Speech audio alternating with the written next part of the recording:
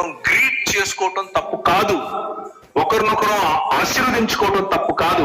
మీ ఇంట్లో పండుగ జరుగుతోంది, మీ ఇంట్లో సంతోషంగా ఉంది, భలే ఉంది చూడటానికి అని సంతోషించడం తప్పు కాదు.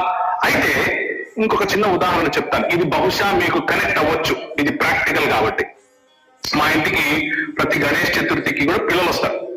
పెద్దోళ్ళు ఎలాగూ రారు, ఈగో తేడాగాడని రారు. పిల్లలు వస్తారు, అంకుల్ అని.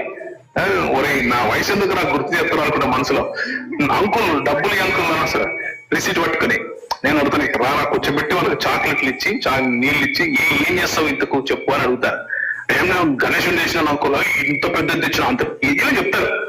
చెప్తే నేనేం చేస్తానంటే అదంతా సరే కానీ ఏం చేస్తావు ఆ రోజు, నేను నీకు డబ్బులు ఇస్తా, దాంతో ఏం చేస్తావు అని అడుగుతా. అంటే భోజనాలు పెట్టాను అన్నాడు. సరే ఇదిగో ఇది ఇస్తున్నా, ఇది భోజనాలకే వాడు. భోజనం పెట్టే నువ్వు భోజనం పెట్టరా, అది ఒక సాటి మనిషి ఆకలి ఉన్నప్పుడు భోజనం పెట్టడం దేవుడు నేర్పాడు అని చెప్పి ఇచ్చి పంపుతారు.